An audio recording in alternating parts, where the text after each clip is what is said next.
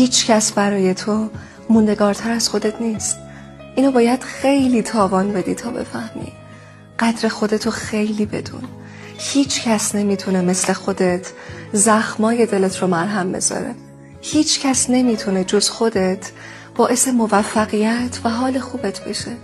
البته زندگی خیلی وقتا اینو یادت میندازه، با رفتن آدما، با بیمهریا، اما همه اون اتفاقا یه چیزو میخوان بهت بگن: به خودت برگرد.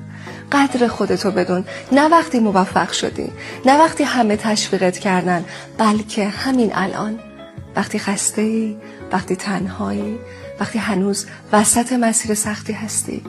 معجزه‌گر زندگیت خودتی. باور کن هیچ کس از بیرون نمیاد نجاتت بده. اگه یه روز قرار زندگیت عوض شه، اون روزیه که به جای منتظر موندن تصمیم میگیری خودت نجات دهنده خودت باشی.